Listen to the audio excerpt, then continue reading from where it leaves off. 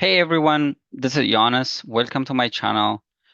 Today we'll be discussing about emotional intelligence for project managers. We'll be talking about what's emotional intelligence, the basic concepts, and why it is very critical for project managers. Before that, to let you know about something about myself, my name is Jonas Hagos. I'm a PE and PMP, and I'm hydraulic engineer, and I have masters in municipal water and infrastructure. And I'm also WLI Water Leadership Institute 2023 alumni, and I also have emotional intelligence certification. Outside of work, I enjoy reading a lot of books, especially personal development books, and I enjoy the outdoor and then hanging out with my family, with my two kids and my wife. And then I have visited quite some places, and that helped me really to understand different perspective, different culture. So that's who I am. And then these are my certifications where I really invested my energy, time, and money to just understand what emotional intelligence is, what leadership is, what project management is. So I really focus on project management, leadership, and emotional intelligence. So they go hand in hand. That's why I invest my energy and time to really understand the concept so that I can be better leader, be better project manager, also to help other people so that they can be better and effective leaders. Uh, I have I have been involved in the WEF or the Water Professional Leadership Academy. So it has been a pleasure, taking the courses and also sharing my experience. Mm, Really, this video, we're gonna discuss about what's emotional intelligence, the emotional intelligence pillars, the impact of emotional intelligence in our daily life, and how do we develop emotional intelligence skills. And finally, we will discuss with some. We'll complete this video with final remarks. So let's start with what is leadership? If somebody asks you what's leadership for you, what would you say? Leadership for me is this slide really explains it. It's empowering people, empowering followers, and inspiring people and leading change. Be the leader, and showing the way and sharing, have people with shared vision. So it's really about influencing people, helping people, inspiring people. That's what a leader means for me. There should be a positive, inspiration, and they should show what it means to be leading. So they have to be responsible leaders. Effective leaders needs to be responsible, and then they should lead the way. So that's really the leadership. And why do we really, most of the time we have to ask ourselves, why do we want to be a PM? Why do we want to be leaders? What's our motivation to be a leader or a PM? The book, the book by Simon Sinek, we have to start really with why. When our why is very strong, we can withstand challenge. But if our why is not strong, when there's ups and downs and when there's a challenge, we're gonna we're gonna stop, trying to get our dreams. So really just think yourself, why do I want to be a PM? That's very critical question to ask yourself before you try to pursue as a PM or a leader. And in that case, this this video is really to kind of give you an idea what the PMP exam look like and why emotional intelligence is very critical for this. So in this case, why is emotional intelligence critical for PM? Well, as of now, for the 2024, probably for the 2025 exam, PMP exam, the outline is the domain of the outline is people is 42%, and process is 50%, business environment is 8%. And when we talk about business environment, it's also talking with people, with clients, customers. So really, or with the team, you can say that it's like 50-50. The process and people, it might be around 50-50. So when you talk about people, that means you have to manage people. You have to be a good leader. You have to be a good communicator. You have to understand your emotions. You have to, take care of, know how to talk to people, how to listen to people. So that's why the emotional intelligence is very important, just to understand, at least to get the 50% of the PMP exam. Even on the process, you will be talking with the people, even though there are processes that you have to follow. Still, there will be, I mean, people involved are involved in all, but at least the rationale why you need to be a good leader or emotionally intelligent leader is, even for the exam, it's almost 50%. And in the practical, in the real world life, it could be even more. Because as a PM, our job is almost 90, 80, 90% is communication. Communication with the team, communication with the leadership, and communication with stakeholders, with the client, with the customers. So in that case, you have to be able to understand, you have to be able to be calm so that you can, have a good business. You have to produce a good product for your clients. But so the PM with high emotional intelligence can build stronger teams because they will be listening. They will be trying to understand their situation. They will try to understand their perspective. They will be calmer. Even though when there is a challenge, they will be calmer. So they are able to build stronger teams. And they can also enhance communication because the key skill of emotionally intelligent people is they are active listeners. They listen to understand. When you listen to understand, you enhance the communication. And of course, there will be some challenge, conflicts between the teams and between you and the teams. Then they improve the conflict resolution techniques. They use better conflict resolution techniques, and they improve the conflict resolutions. So they can resolve conflicts better than with someone with low emotional intelligence, or somebody who doesn't care about people, or who doesn't understand their emotion and the impact to the team. But the main definition of really emotional intelligence is emotional intelligence by Daniel Goleman, who wrote this book, which it says why it can matter, why emotional intelligence can matter more than IQ is emotional intelligence refers to the ability to recognize, understand, and manage emotions in oneself, our emotions, your emotions, and others. So, in terms of the PM, it's going to be, does he understand his emotion? Doesn't he recognize his emotion? Does he manage his emotion or her emotion? Or does she understand, recognize, understand, and manage her team's emotions, her leaders' emotions, her stakeholder emotions? So in this case, it's really half-half. It's half of it is about you and half of it is about others, which others means in the PMing world is the clients, the team, your internal leadership team. So it's really trying to understand what emotional intelligence is, why it's important really for project managers, for leaders. But always we have to ask one question to ourselves. The first question is, do my emotion manage me? We have to really ask to ourselves that, do my emotions manage me?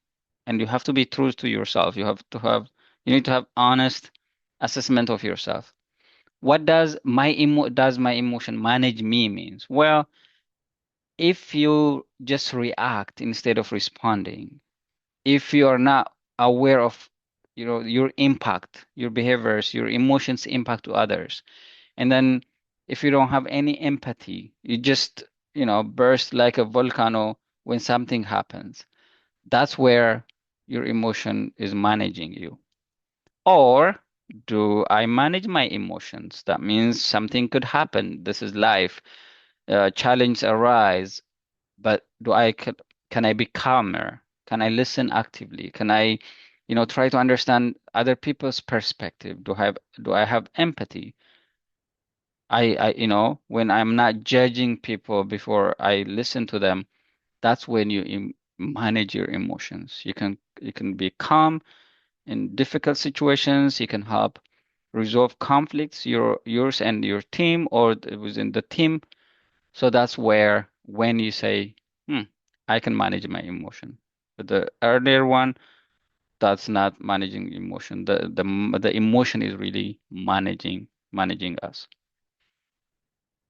So to just give you the highlight and to get your attention, the negative side of the uncontrolled emotion is it's really um, when you talk about this, it's really scary because when you're not controlling your emotion, the first thing what's going to happen is you damage your relationship, personal and professional relationship, because they can tolerate you for a few days, for a few months, but then if it's continuous and then if it happens frequently, you're going to damage your relationship. The other thing is there is health issues because of that, because of uncontrolled emotion. You might be stressed. You might have headaches because you're getting stressed. You're not going to have a good relationship, and when you damage your relationship, you might damage also your health. And you might definitely have impaired judgments when you decide something, when you make a decision because of just emotional outburst, you will have impaired judgment. And definitely you will have also decreased productivity because you're not focusing on what you should focus on. You're focusing on being angry, being depressed, being stressed. So your productivity will be going down. And of course, there might be legal and financial consequences if something happens and if you take it too far and if you are in fight if you fight with people or if you do something, there might be legal and financial consequence. So that's really to give you highlight that how important it is really to manage our emotions, especially um, when we're working with a lot of teams. This is from the Emotional Intelligence 2.0 by Travis and Jean. This explains most of it, really. So as you can see from here, from the spinal cord, any reflect or emotion comes in, and then it's on the limbic system around the center that you feel it, and then it's at the frontal lobe where you really think rationally, right? So it's the time that we give it that makes it really, you know, if you give it a time, if you give it a few seconds, and then if you take a deep breath, you might not say what you might regret later, but there is a reflex. Once something happens, you immediately say that, and then most of the time it goes, you might regret it, and it might be too late. So that's why I love this definition when saying emotional intelligence then is the awareness of the journey and the ability to direct it, ensuring that feeling do not control reaction before the brain has the chance to fully process the information. So before the information is processed and start thinking rationally, we might hijack it. That's called emotional hijacking. So in that case, we have to take time and really try to think about what's going on. And we have to change it from reacting to responding. Reacting means immediately without thinking about it, without being thoughtful about it. But responding is you just respond. You try to understand it. You try to get multiple perspective. You take a few minutes or a day, depending on the situation, and then you try to respond. So that's really important so that you have to take care of your emotions and the impact that might create with others. So what are the emotional intelligence pillars? In different books you might read, there are 5 pillars, 5 components. The terminology might be different, but today we're going to discuss about the 4 pillars. The first one is self-awareness. Do you really understand yourself? Do you know your strength? Do you know your weakness and values? And what's your drive? What's your goal? That's really self-awareness. And after that is self-management. Do you control your emotions? Do you self-control? How do you manage emotions? And then we have the social awareness. So the social awareness is about others. The self-awareness and self-management is about ourselves, and social awareness and relationship management is about other people or what we do with other people. So, and that's the next one. And the other one is relationship management. Once we are self-aware, once we have self-management skills and social awareness skills, and lastly, it's going to be relationship management.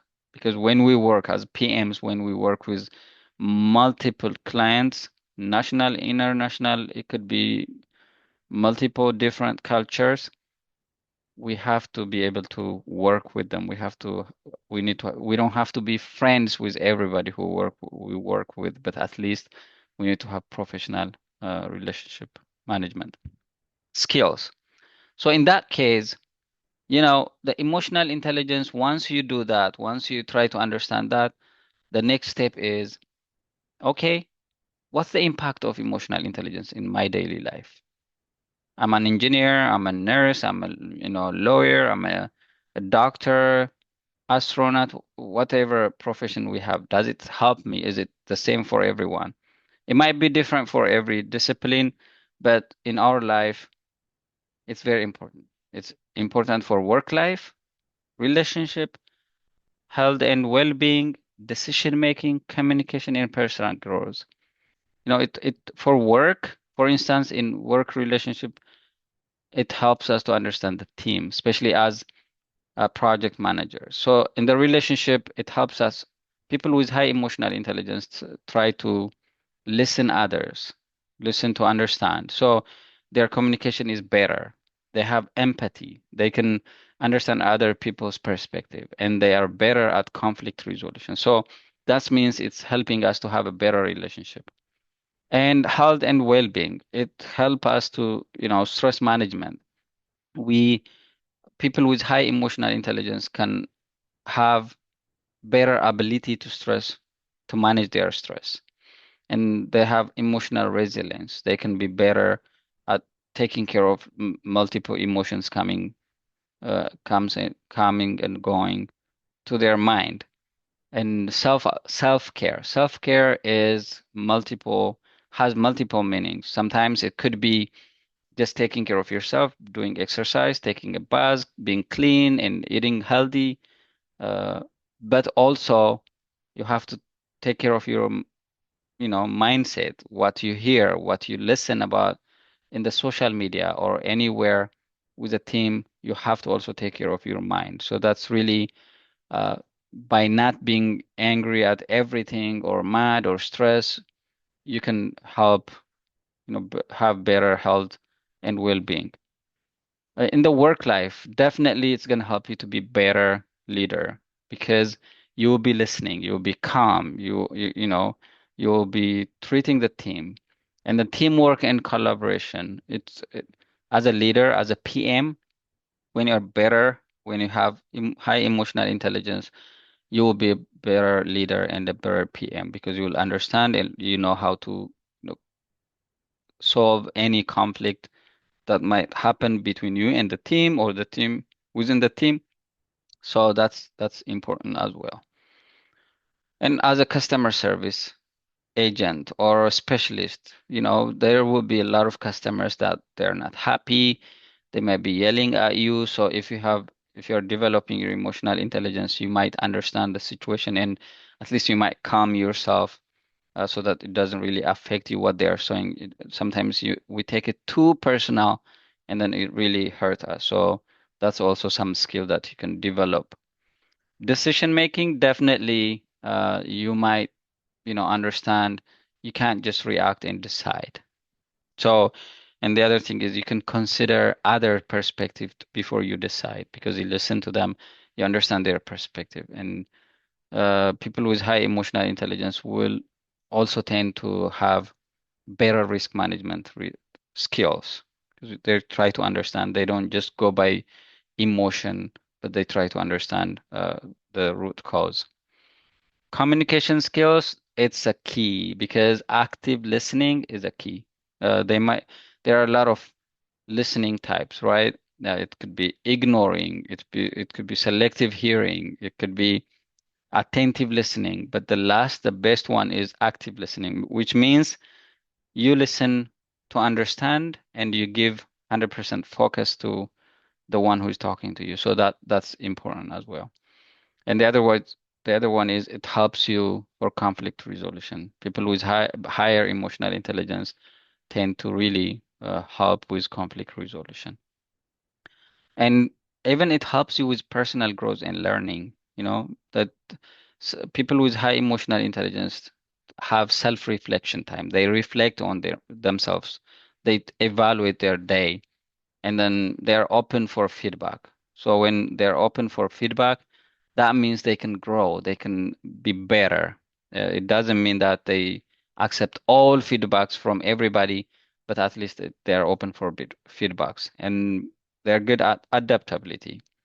Adaptability means being flexible based on the business requirement or based on the situation. It doesn't mean that you fluctuate your values or thinking, but at least you will be flexible and try to understand the business situation. So how do we develop emotional intelligence? We said it's good to have self-awareness, self-management. Emotional intelligence is basic for, project management or project leaders. But how do we develop them? So I'm just going to tell you a few of them. So the self-awareness, to develop self-awareness, the first thing would be just journaling, writing your emotions and trying to understand where they come from. And mindfulness. Mindfulness means just assigning few minutes for yourself. Just be without distraction and sit down and think about your life. You know, you need to have intentional life. There is there is something called living and existing. You have to ask really yourself, are you living or existing? We really want to have intentional living. So in that case, mindfulness will help you to just take 30, 20 minutes of a day or a month, a week. Just try to be mindful and try to understand your life and just to figure out what you really like. And journaling will help you with that as well. And the other thing is self-reflection. Just have an honest assessment of yourself. Just reflect on yourself and try to understand what's going on in your life with the team and on your project. In terms of emotional management or self-regulation, the basic, it seems so simple, but deep breathing technique or exercise is very important. So just develop the deep breathing exercise. When something happens, when you're not happy, when you're stressed, when you're busy, just take a time and just take a deep breath in and out so that it helps you to relax. And positive self-talk has been also very helpful for me. When you try, when there is a belief system coming, a negative belief system coming to your mind, just try to bounce back and say, yes, you can do this. I can do this. Even if this is a failure, it's going to teach me. You have to say that. You have to say this positive self-talks to yourself so that it can help you build the confidence. And then, of course, physical activity. You just have to do exercise without distraction, and then it's going to help you to calm down your emotions. In terms of social skills, the first key technique that you have to use is really active listening. You can know a lot of things from a person when you sit down and talk to them, and just active listening without distraction, you will see what they think, you will see their facial expression, their gesture. So that's how you really understand people. And empathy is critical. Just show love, show empathy to people, be compassionate, and then you will try to understand, and they will be opening up themselves. That's how you know really how to work with people and live with people. And the other one is assertiveness. Assertiveness is telling showing, your boundaries, telling people with boundaries without a negative, attention or intention. So in that case, just tell them what you want in a clear word, but without affecting their, you know, the, being empathetic and assertive. So it's really trying to understand, try to listen, try to get the trust, and the mutual interest will help you to develop your social skills. In terms of relationship management, people, try to learn about how to resolve conflicts. First of all, you have to understand conflicts will raise. You can't say why conflict happens, but the key is really try to learn from different, you know, resources. Just try to understand how to help resolve the conflict, and then work on trust building. Trust, you have to earn it. So that means when you try to earn it, first be consistent, do what you promise to do to the team, and just be trustworthy, and then they will try to trust you. It might take some time, but you have to practice trust building stuff, like being being there, being with them, helping them. Being consistent will be helping you to build the trust, and then setting boundaries. Sometimes if you don't set your boundaries, your own boundaries, they might trespass the boundaries, and then you will have a bad relationship. So in that case, just set the boundaries and make sure that they understand, any team understands your boundaries, that they can pass through that, and then that would make it very clear. So what's the importance of emotional intelligence for PM then? Well, as we discussed, the first thing is really it's a personal development. You have to start within you. When you work on yourself, when you have a good personal development, when you're a good person trying to even have self-awareness, having a growth mindset, it will help you to be a good PM. And then it will help you building strong team. The team, which might come from different, gender, color, nationalities, culture, everywhere. You don't have a control who you're gonna manage, but at least you can control how you manage that, and you can manage team so that they can build a stronger team. And definitely, we say this so many times, it's resolving conflicts. It's gonna help you being mediating conflicts, understanding other people's perspective, so that would be very helpful. And the other thing is definitely fostering client relationship or customer relationship, so that you can have better relationship and you do business with people. That's how you foster client relationship, trying to understand yourself and the other people's emotional intelligence is key. And then effective leadership, at the end of the day, you will be effective leader when you know about yourself, when you know about other people's, when you use those techniques to develop emotional intelligence. That would be very helpful for being a good PM. So at the final remark, this is really a summary of emotional intelligence. This is to give you a heads up, like emotional intelligence is important for project managers. And then the PMI will ask you a lot of questions about people, how you treat people, how do you solve conflicts, and when something happens between teams, what do you do? So that's the mindset of PMI. So it will help you to really to answer a lot of questions from the PMI exam.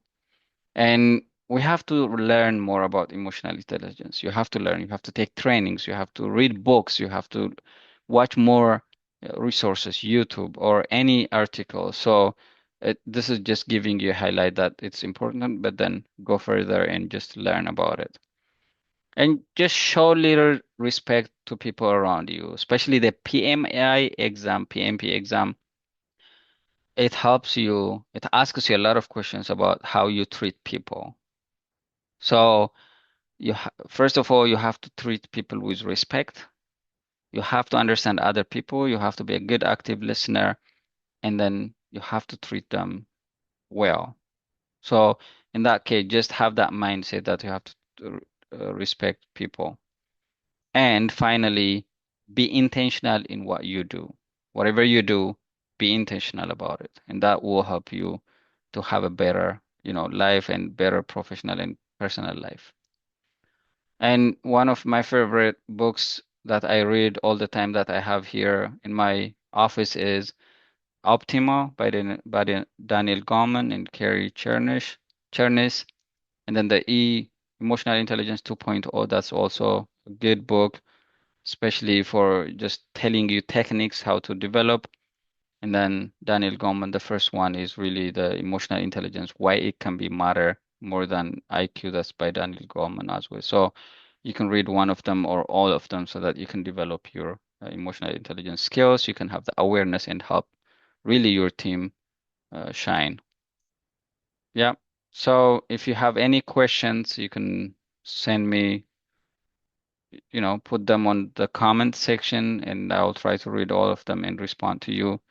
And thank you for your time. And you can join me on the scan the code barcode and you can join me on LinkedIn. And yeah, thank you so much for your time. And I will see you again on other videos about PMP exams and communication, emotional intelligence and leadership. And yeah, thank you for listening. Have a good day.